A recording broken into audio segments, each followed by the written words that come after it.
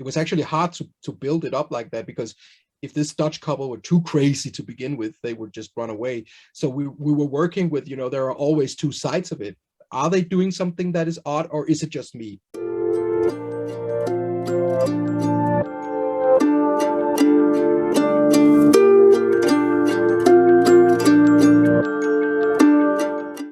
Hey everyone, this is David Stark from Watch Our Pass. Today I'm joined by Christian Tafdrup, the co-writer and director of Speak No Evil, which is premiering on the midnight stage at Sundance on January 22nd, 2022.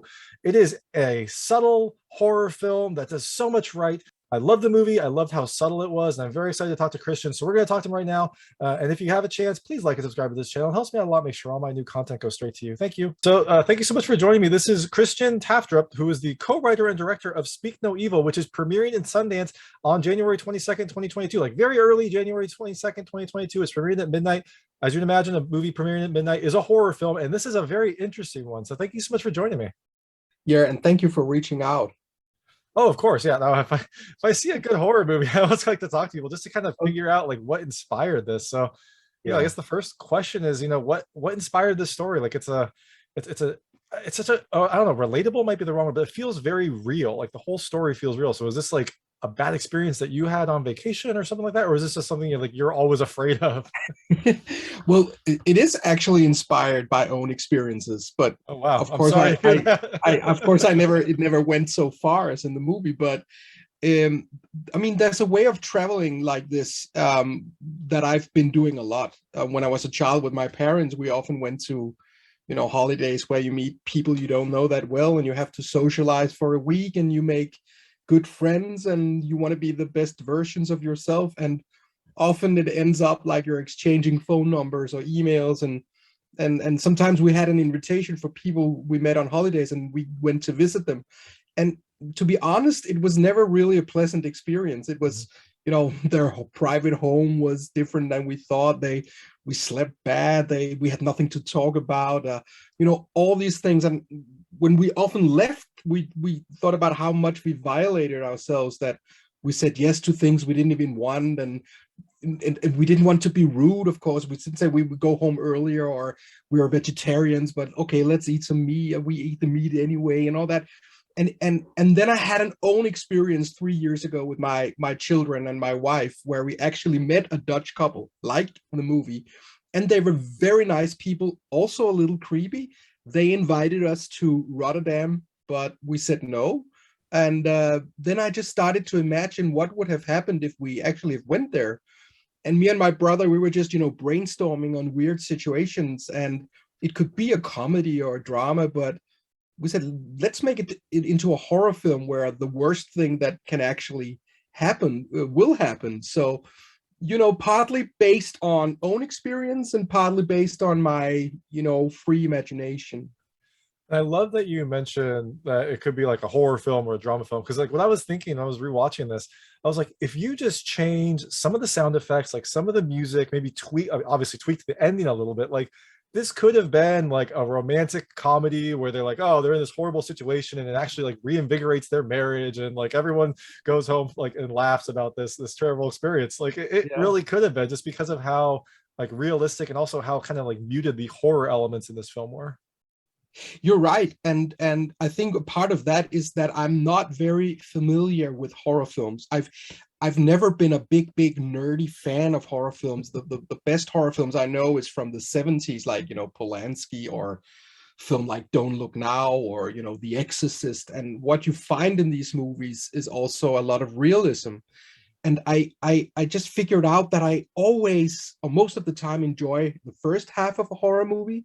And when everything goes too crazy with supernatural powers and a lot of blood and axes and jump scares, I feel a little bit, I think it's a little bit ridiculous, and I never really get scared. So it was actually to move myself to a place where I felt like I was on deep water, that there were some conventions in the genre of horror that I love, and I could take what I could use, and I could leave all the cliches out of there. And then to try to mix it with things that I do more, like satire or drama or, absurdism, actually. And I was a little bit afraid of this project, because when you deal with genre, it's very there's a definition of how to do it. But then I was inspired of many modern horror films, and especially the American ones like Get Out or Midsummer, that kind of dares to mix things. And I think it's absolutely liberating that you can see a scary movie that is also like a comedy.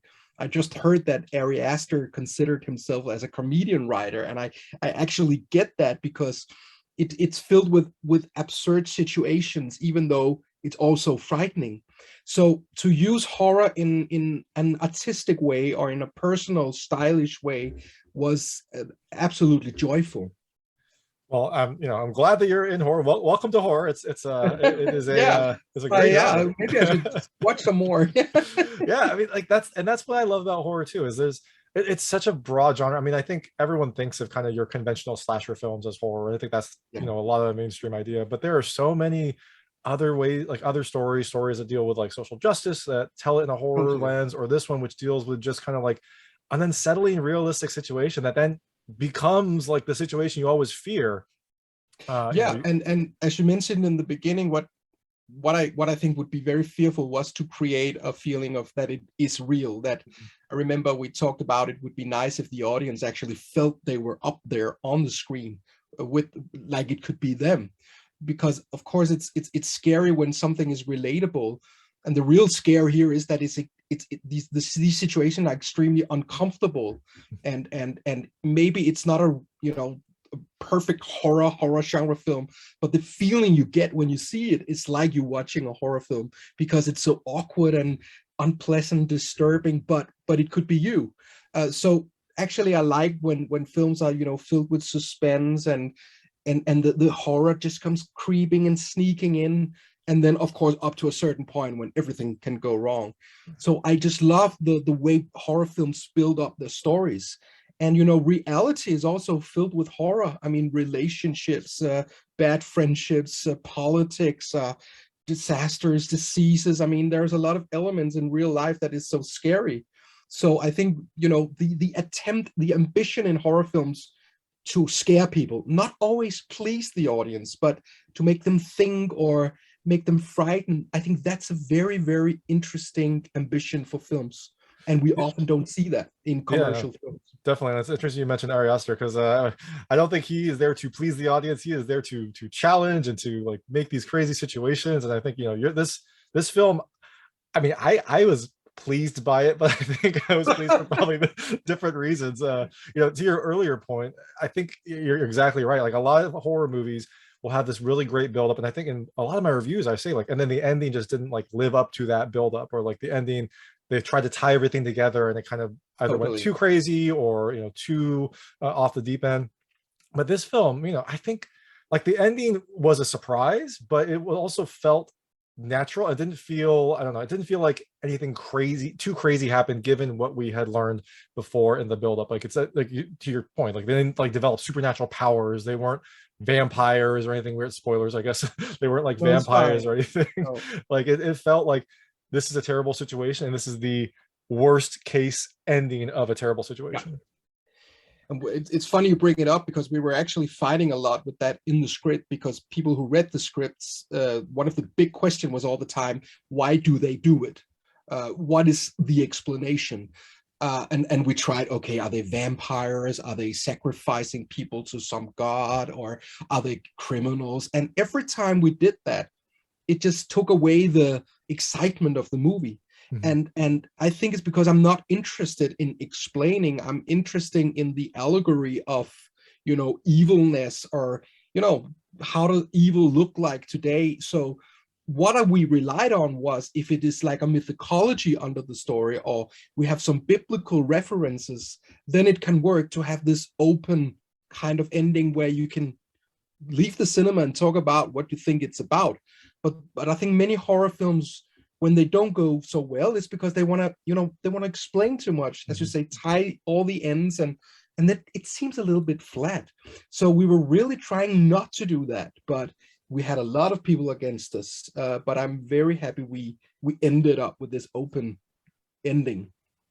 I will say that would be like one of my criticisms, but again, it's one of those like mixed bags, right? It's like you don't know why, but then the fact that you don't know why, it actually I think is good, because you can see, you can draw some reasons throughout the film for why they do that. I don't know, like a sense of control, or maybe they tried Oh, something and want to try again. Like you can get those reasons. But yeah, I agree. If you had like a, well, we do this for X, Y, and Z, that would probably, that would displease some people.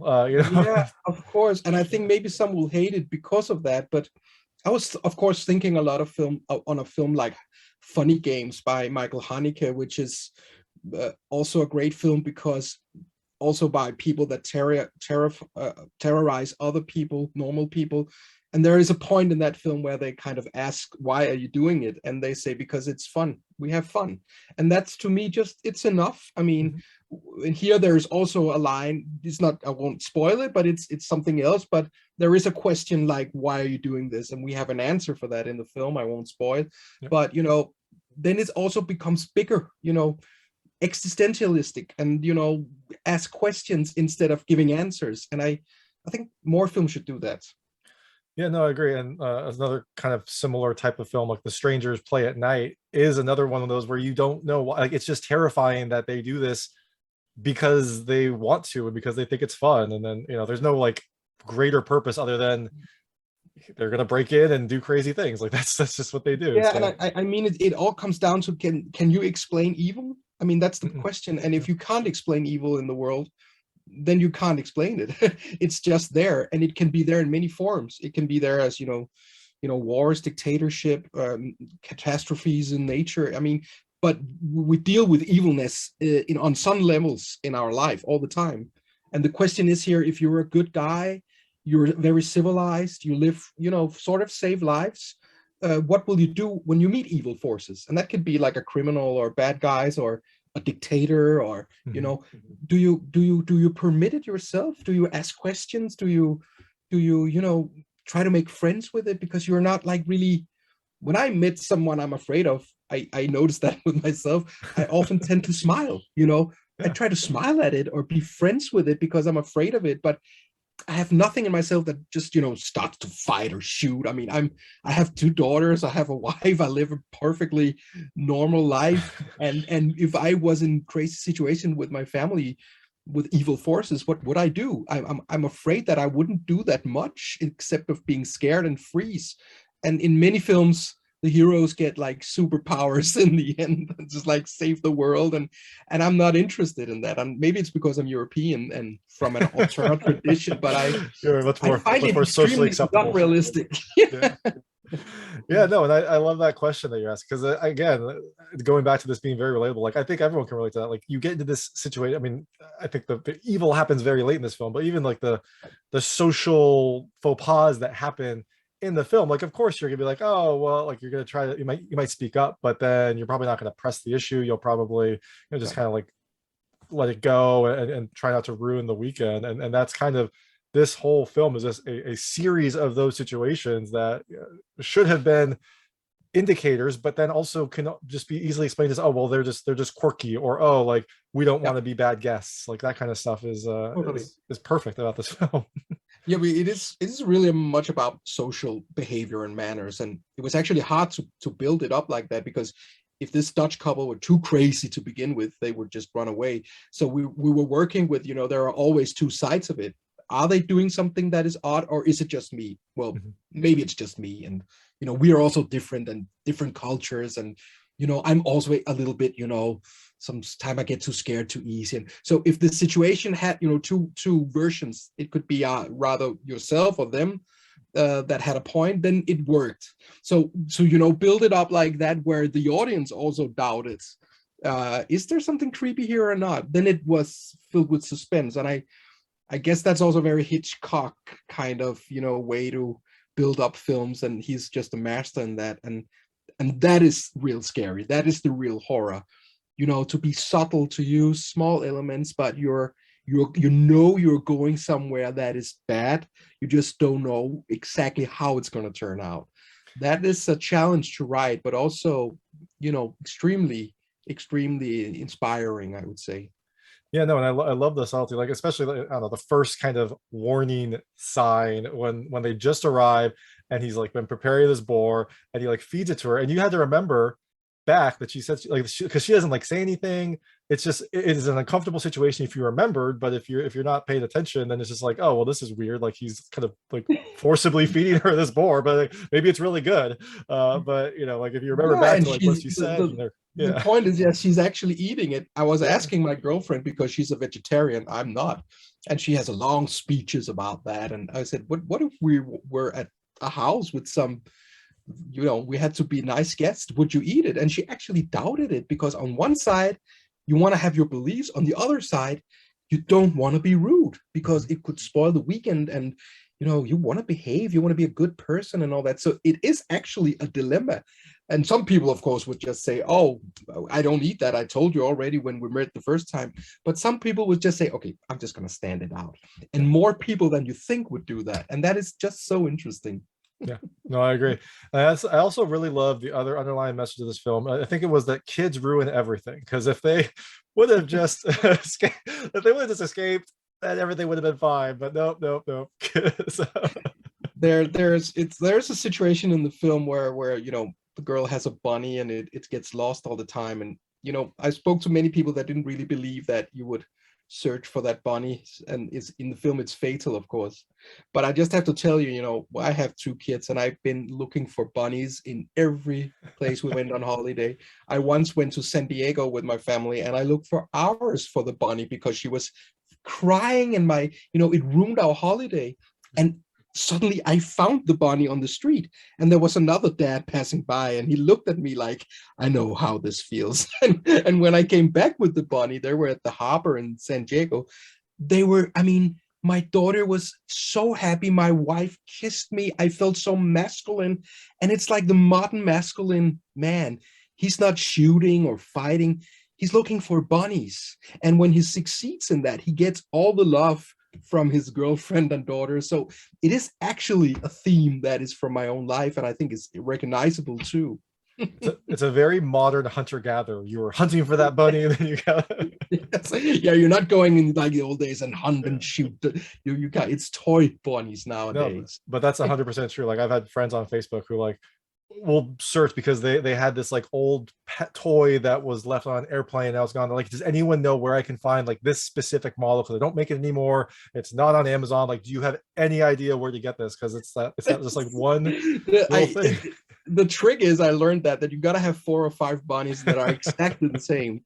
But then when we found it, we lost it once, and then we bought a new bunny. But then that bunny was too clean. It wasn't smelly. It wasn't dirty. And then she was crying again, so we had to, you know, make it dirty. And so it gets personal for the kids. That's true. Definitely. And you know, so I love the story. I love kind of how you came to it. How did you get this cast on? Like, what was your pitch to this cast? Like, hey, do you want to spend a terrible weekend filming with me? Like, how did you get them to be on Yeah, board? it was, you know, the Danish cast is not very experienced in front of a camera. They do theater. He's very a theater actor in Denmark. She's very new from the theater school. So, you know, with them, they were just into it at once. And they want to give everything to be in this movie. So with them, it was easy for them to say yes, but we had to work a lot on, you know, how do you perform in front of a camera. Mm-hmm. But with the Dutch actors that are more experienced, and you know, they're like big names in Holland, these were actually the only 2 actors that wanted to be in the movie. I had a lot of big stars from Holland that didn't want to go to the casting mainly because of the ending. And some of them told me, if you rewrite the ending, if you make a little more hope in the film, we will go to the audition.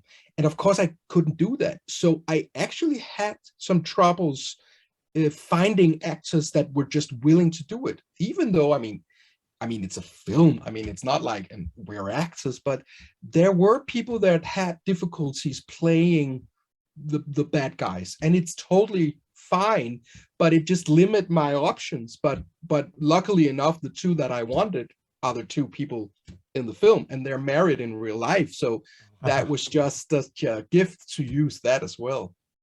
Yeah, that's amazing. Yeah, and I loved their performances, because they were, especially the man, like he was so good at just kind of like, yeah, he's so gifted. Subtle changes to his persona and how he said things. Like even like in the English it was great, and then even when it wasn't in English, I was reading the subtitles. Like you still got a really good kind of like sinister sense if you wanted to, or like, you know, oh, that's a very understandable explanation for that. Like he did such a good job of kind of Yeah, but he's towing that line. phenomenal. He's one of the biggest stars in Holland, and for a reason. And he has this diabolic, dark side too. And he's just the most friendly, kind, gifted man, but actor. But he was very, very easy to direct. Awesome. And then I guess one thing I was wondering is, was this film, like it takes place in a few places. I assume you went to a couple different locations. Was this filmed kind of chronologically? Because I could see this being a really great film to film chronologically as this unease builds and as kind of like their reservations were down. Or did you film it just kind of out of order and splice it all together? Yeah, I would say totally out of order, because we were starting in February 2020, so we were hit by COVID after 9 days. We had to shut down, and then we have to continue 4 months after, shut down again, continue 3 months after, shut down again. So it took a year to shoot 7 or 8 weeks of shooting, and therefore it was extremely spread out and it was difficult. It's a winter film, but we had to do a lot of stuff in the summer. But what was the gift about it, and you have to remember that for another time, is that we did the beginning as the last thing. We did the Italy part, which is the beginning of this film. That was the last shootings we had, and we had been editing the rest of the movie, so I could also see things that I could change or emphasize. So the beginning actually changed a lot because we knew the rest of the movie. So that was a way, you can also work to be more clever on things by working backwards in a way. So it wasn't the plan like that, but it, of course, because of COVID, it turned out like the first 10 minutes were our last shootings. I love that, because that is really smart. Yeah, you kind of incorporate things, because the worst thing that can happen is you shoot something at the start and they're like, oh, well, now we have to like change and to do something unnatural to shoehorn that in to make sure it fits. And then also you get to give your cast and your crew like a nice little vacation at the very end of filming. And it were really, really difficult to shoot this film, but the last 10 days in Italy, where there was not so much COVID in that month, it was like a holiday where you of course worked hard, but it was so, we were just relaxed because it was a beautiful place, and we were about to finish, like a nightmare of shootings. It was really like a nightmare, and we knew now we're going to have the film. I was living, with mental stress because we didn't really know if we could finish it. So being down there in Tuscany with, the knowledge of, I think we're going to make it, was absolutely wonderful. Yeah, that is awesome. And I'm always intrigued when you've got like kids in a horror film, especially like pivotal roles in a horror film. What was it like working with kids when you've got, the subject matter that this film eventually deals with? I guess you could kind of shield the kids from any of that type of subject matter, but what was it like working with them in this kind of strange situation? You're nailing it, because it's it's tough and it takes a long time. It's not just to find a kid that is good and shoot. You have to build up a trust, and you have to talk a lot with the parents. You have to have a lot of meetings. The girl in the film had never been in front of a camera. You also have to find kids that are not too fragile. We also casted some girls that was excellent, but they were so fragile that I wouldn't allow them to be in a movie like this. So Liva, we found, was very tough and a very, very bright, happy girl. And what we did with her was just to be honest, but create a feeling that it was a game, that it was fun and something we were playing.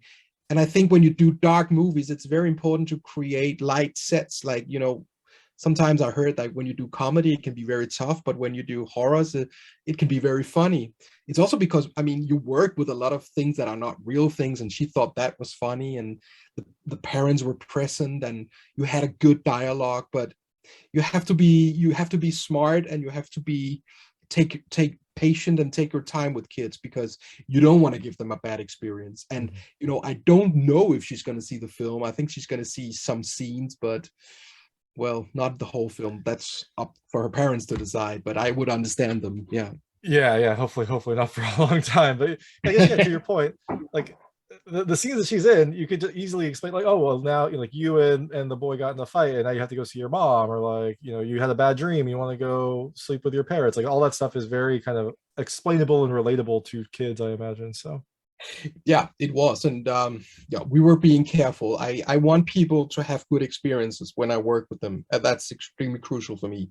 But if you trust each other, you can go far. I mean, also about actors, they can really, really do good performances if they feel safe. And that is the same with kids.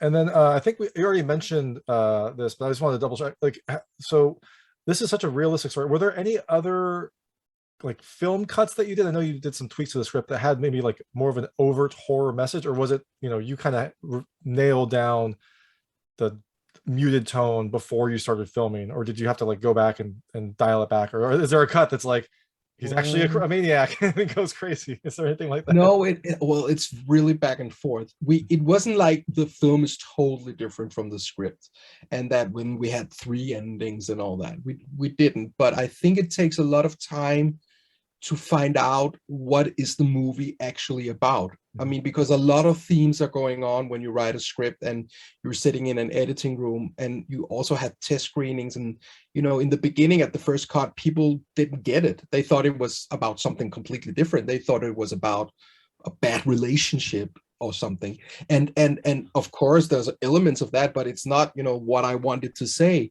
So sometimes you find out in the editing that you have a scene or small points that confuse the audience because there are actually too many things going on at the same time.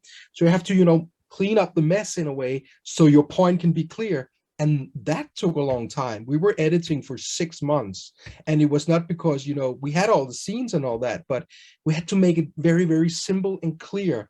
So we did cut out sequences, we did cut out scenes that led to wrong thoughts in the audience. And I appreciate that very much, because I thought this was it was a really great film and very easy to follow. Like, I mean, I loved all the subtle touches, but there weren't many curveballs in this film, which I liked. No, it's entertaining in a way because you can, as you said in the beginning, you can relate to it. I mean, family, kids going on holiday, all that is like, from real life. And then there's just the twist that it turns into a nightmare without spoiling. Which you might also relate to, right? You can have a yeah, of course. So I know we have limited time. I was wondering if you had time for, I call it the lightning round. There's very short, lightweight questions about the film. I want to see how your experiences map to things happen to the characters. And since this is based on a lot of your experiences, I imagine a lot of things are very similar. Yeah, of course. The first question is, what was your worst vacation experience? And you can feel free not to. That's a lot, but no, that was in Portugal when I was 6 years old, where me and my parents had extremely bad stomach disease, and we were just on the toilet for 14 days, all of us. That was a bad holiday. That does sound like a very bad holiday. I will give you that. Have you ever left something important at like like a vacation house or an Airbnb or someone else's house?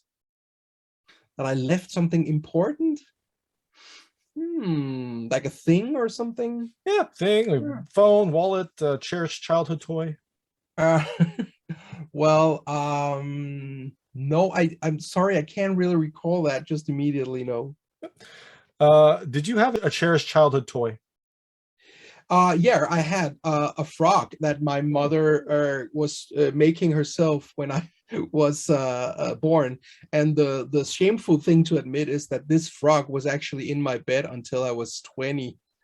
Well, I mean, I shouldn't admit that in public, but it was, I mean, it just meant so much to me. So it was almost until I moved away from home that I said, okay, and starting to get girlfriends, like, no, this frog is from the 70s, and it's just not, a man that should have a pet frog in his bed. So, but it meant a lot to me.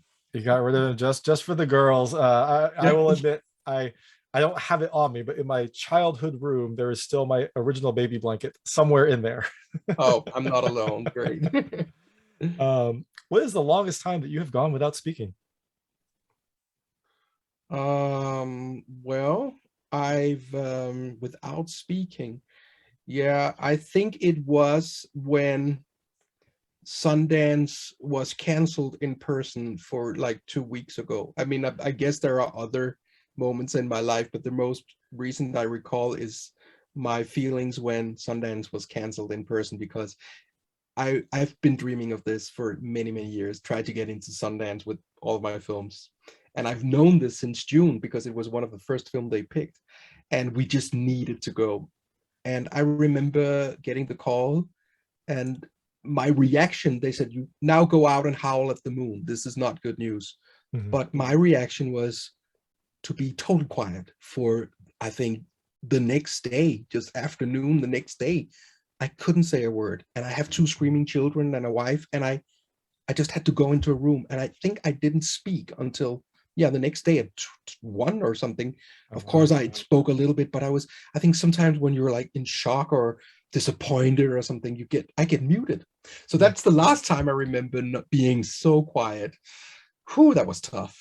Yeah, no, that's, I mean, yeah, you're probably processing it, and also you don't want to say anything because you've got like emotions that you don't want to then have come out on people that have your loved ones. So Sure. that, yeah, that And makes the kids are looking at you, what's wrong with that? I was just like, I was paralyzed. yeah, no, that's rough because I mean, yeah, that's a childhood dream, and then also you get that experience of everyone seeing it, and you can kind of like, In the cinema, especially this film. yeah, But I've sorted it now. You have to accept it and get the best out of it. And there's a lot of focus on it anyway. And I hope we go to other festivals during the year. I, would love to have that experience as well with this yeah, no, film. definitely. I think this film would be perfect for other festivals as well, and fingers crossed Yeah. it gets around there because it's an interesting Yeah, one to see. so, yeah. Do you have any dietary restrictions? What does that mean? Just to Like vegetarian, pescatarian? no, I'm sorry. Yeah, I'm not English, even though I speak a No, lot no, here. no. Your English is perfectly fine. I know. Contrary to that, I love meat. I love to eat a lot. But I must say that something happened when I met my girlfriends, and became more aware of things. So we eat a lot of vegetarian foods, but I have no allergies. I have no trouble eating meat, even though I can understand arguments why it's not good, and I believe in that. But I'm also raised with a family where we eat a lot of meat. It can be very, very different but I eat very, very varied, and maybe vegetarian food 3 or 4 days a week. I love food. I think that was the problem, is that I eat too much. Well, it sounds like she at least crafted that into a healthier side of things. Although I do also love Yeah, meat, it so I started, completely I understand. felt ashamed about a lot of things, and now I just sorted like, okay, okay, I can eat vegetables. There you go. And so on the meat side of things, have you ever had boar? Yes, I had it in Holland. We were looking for a typical Dutch thing, and I wrote something else and from the internet, which they said this is just cliche things. It could be wild boar, it could be one of them. And then I tried to taste it, and I just loved it. So it made sense that it could be wild boar. No, I was jealous of that because I wanted to try that meat, but It's really good. They have so good food. Yeah. All right, so you are driving around at night and you're blaring some music. What music are you blaring? That I'm hearing, or what? Oh, yeah, well, what do you like? Like, what kind of music do you blare? Like on a late night, maybe after you've gone out, you're like driving home, you're kind of celebrating. Like that scene was an interesting one. So Oh yeah, well, it should be quite. I actually like to pick up classical music. I would say I think that when you drive, it makes it more dramatic, and so if it was very late on it, I would play some Bach or Chopin, or uh, like in the film we use Monteverdi, this great Italian composer. I think I like when reality becomes bigger and sort of an opera. It gets me very emotional, and especially when I'm driving, it feels like I'm in a movie if I'm listening to classical stuff. yeah, and actually that would have also been perfect. Like if he would have started blaring like some Baroque classical music, that Yeah, also would yeah, have been an unsettling and equally horrific type of scene. So yeah. But it kind of works also yeah, in if you want to elevate the film a little bit. Don't use techno. I mean, use some classical Baroque music. It helps you. It yeah, helps you a lot. Yeah. definitely. And the last question is, have you ever met up after a vacation with friends that you made on that vacation? That I visit, or what? Yeah, like have you ever visited friends that you made on a vacation? Like you mentioned some stories earlier, so I assume you have, but maybe like No, in your no. adult But life. I must admit that I tried it the other way. I met actually a girl in LA once many years ago on a festival, many, many years ago. We fell a little bit in love, and I promised her that she could visit me in Denmark, and then she came. and then it was just gone. These kind of, I learned from a writer that it was called pillow talk. He calls it pillow talk. So when you're there and you promise each other things, and then half a year passes and she went to Copenhagen, and she had to live with me 5 days, and I was absolutely terrible because she came all this way, and of course I didn't want to do anything with her. It was just 6 months later, and again I didn't say anything. I was just trying to stand it out, showing her the town, but she could of course feel my coldness. I'm very embarrassed by that, by the way, but that is exactly also what the movie is about, just in an opposite way. But I thought it was be rude if you came all the way. But that is the only time where I can relate to that, but where I was the bad guy. And just to be clear, she's alive and well, as far as you know. She's alive and well, and she had children. We're still Facebook friends. She was such a wonderful girl. But yeah, I was just on holiday in LA, and then things are different. I think that makes perfect sense, though, right? Like if you're in vacation and you can kind of, I don't know, be more free or kind of be more outgoing, and then if that comes back home, you're like, wow, like I don't know which person to be, or like I don't want to like disappoint her. So like I can completely understand. I heard this story from many people, like especially in relationships. And imagine I'm from Denmark. It's really cold, and I was in LA for the first time. It was like magical, and Mulholland Drive and the sun, and of course you fall in love. And when you're back in January in Denmark and it's snowing, and everything is gray, it can be hard to have the same emotions. Yeah, you're like, do you want to go outside for a walk? No. Okay, well, we'll just sit here and talk. You want to watch an American film? Awesome. Yeah, she was very lovely. Yeah.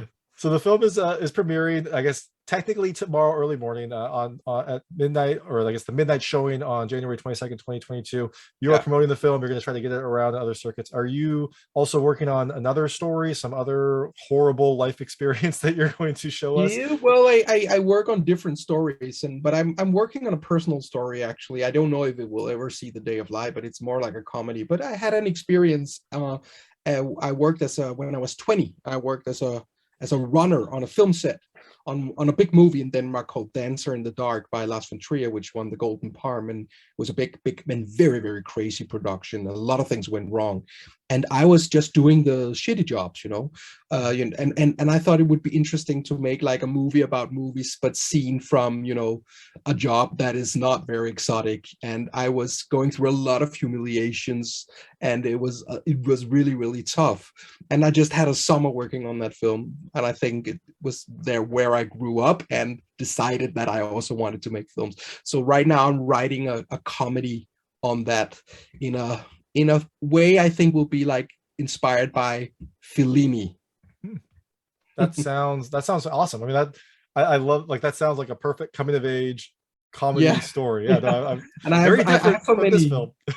Yeah, it is, but also tough. I like when things are filled with humor, but it's also hard to watch and awkward and all that. And these experiences I had there are definitely funny moments. So I just started writing again, and I wanted to go a place where I had immediately inspiration. So yeah, I'm trying to track it down a little bit. Yeah. That sounds awesome. I'm excited to see that, and I'm excited for more people to see this film as well. This is Christian Tafdrup, the co-writer and director of Speak No Evil, which is premiering at Sundance on the midnight stage on January 22nd, 2022. Thank you so much for your time. Well, thank you.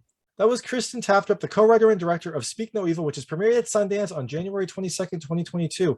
It is a subtle, very realistic horror film that has just a wonderful slow build-up and a very good ending as well.